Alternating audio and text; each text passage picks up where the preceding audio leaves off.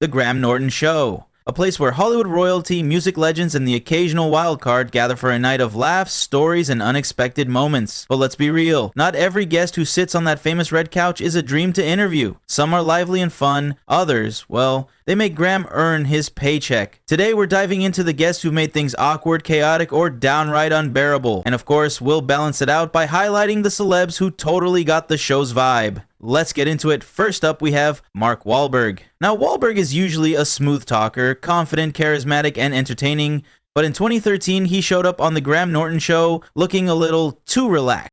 Why? Because our boy had a few drinks before the show, and things quickly spiraled into chaos. Instead of being disengaged like some difficult guests, Wahlberg went in the opposite direction. He was too engaged, interrupting fellow guests, making crude jokes, and even climbing onto Graham's lap. And let's be clear, this wasn't just a playful moment. Wahlberg draped his arm around Norton, slurred his words, and completely took over the conversation. His behavior was erratic, unpredictable, and at times downright uncomfortable to watch. Now, Sarah Silverman, another guest on the episode, did her best to roll with it, but you could tell Graham was just trying to survive the night. Silverman attempted to keep things lighthearted, laughing off Wahlberg's antics, but there were moments where even she seemed unsure of how to react. Graham, ever the professional, kept his composure and tried to steer the interview back on track, but it was clear he was struggling. Fans were divided on the incident. Some found Wahlberg's drunken antics hilarious, while others cringed at the way he dominated the conversation and disrupted the usual flow of the show. The clip went viral, with viewers either laughing at the chaos or secondhand cringing at Norton's visible discomfort. Afterward, Wahlberg admitted that he was just having too much fun. Fun for him, maybe, but for Graham, probably not so much. In fact, Norton later reflected on the moment, admitting that it was one of the most challenging interviews he'd ever done. And when you consider the sheer number of celebrities he's hosted over the years, that's saying something. Then there was Kevin Costner. Now don't get us wrong, Costner is a Hollywood legend. He's got the talent, the presence, and the resume to back it all up. But on the Graham Norton Show, let's just say he brought the wrong kind of drama. Now, we love a good storyteller. A well-timed anecdote can make an interview unforgettable. But Costner? He approached the whole thing like he was delivering a serious keynote speech at a history conference. While Graham's show thrives on quick wit and playful banter, Costner's slow, measured storytelling felt like a bedtime audiobook, just without the soothing background music. It wasn't that he was rude or standoffish. No, Costner was perfectly polite. But instead of leaning into the fun, fast-paced energy of the show, he stuck to a monotone, formal style, like he was explaining the intricate politics of a 19th century Western instead of cracking jokes with A-listers. And the jokes, well, they were there. Technically. But you know those people who tell a joke but forget to make it sound like a joke? Yeah, that was Kevin Costner that night. His delivery was so deadpan that it was hard to tell whether we should laugh or quietly reflect on the deeper meaning of his words. You could almost hear the audience trying to figure out the appropriate reaction. Do they chuckle? Do they wait for a punchline that never comes? Even Graham, who can turn even the most random comments into comedy gold, seemed to struggle with how to match Costner's ultra-serious vibe. It wasn't a disaster by any means, but it was definitely one of those interviews that felt more like a university lecture than a late-night talk show. And let's be real, the Graham Norton Show is all about the laughs, not the history lesson. Now, Robert De Niro is one of the greatest actors of all time. He's a living legend, a cinematic icon, and a master of intense, brooding performances. But you know what he's not a master of? Being an easy interview. If you've ever seen De Niro on a talk show, you know exactly what's coming. Painfully long pauses, one-word answers, and the overall energy of a man who just remembered he left the stove on at home. De Niro isn't the type to bring big animated stories or spontaneous humor.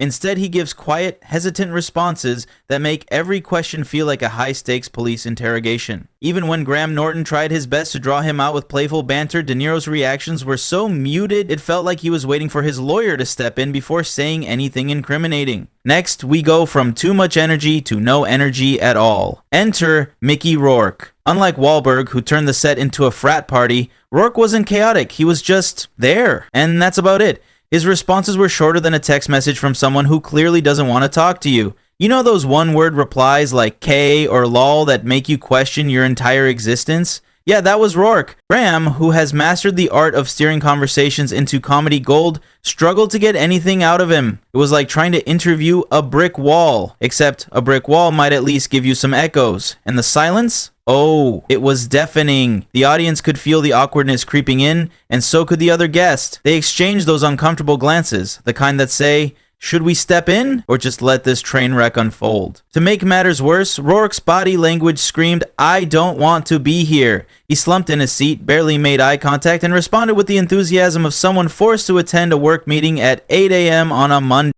Every question from Graham felt like pulling teeth, without anesthesia. Now, Graham has handled reserved guests before, but with Rourke, there was nowhere to go. There was no humor to play off, no personal stories to dig into, just long pauses and dead-end responses. At one point, you could almost see Graham contemplating his life choices. Let's just say, with guests like Mickey Rourke, Graham Norton doesn't just work overtime, he works overtime without pay, benefits, or even a coffee break. Before his downfall, Harvey Weinstein made an appearance on the Graham Norton Show, and let's just say Graham probably wishes he could erase that episode from history.